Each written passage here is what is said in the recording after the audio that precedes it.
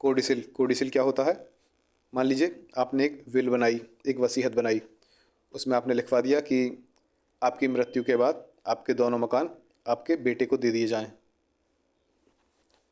अब बाद में आपको लगता है कि इनमें से एक मकान आपकी बेटी को भी दे देना चाहिए, तो बजाय इस विल को दोबारा से बनाने के आप एक कोडिसिल बनाएंगे। उस कोडिसिल के थ्रू आप अपनी ओरिजिनल विल में चेंजेस कर सकते हैं। आप इस कोडिसिल में लिख देंगे कि जो ओरिजिनल विल में जो 2 मकान हैं उनमें से एक मकान बेटी को दे दिया जाए, डॉटर को दे दिया जाए।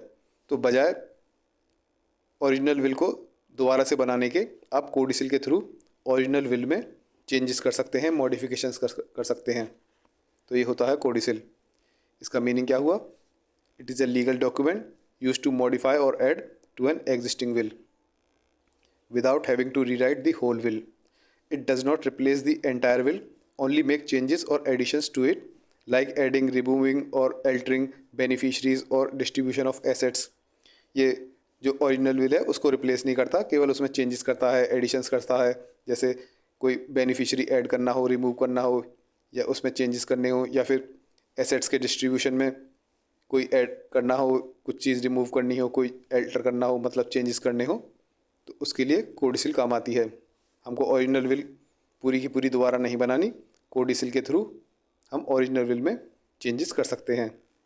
और कोडिसिल में भी साइन और अटैच्ड ऐसे ही होंगे जैसे ओरिजिनल विल में थे। The codicil must be signed and attached in the same way as the original will.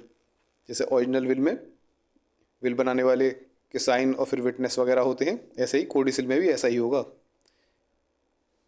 Will बनाने वाले के साइन और विटनेसेस द्वारा अटेस्टेशन सेम ऐसे होगा। ये नहीं कोडिसिल है तो इसमें साइन अटेस्टेशन की ज़रूरत नहीं है, ऐसा नहीं है।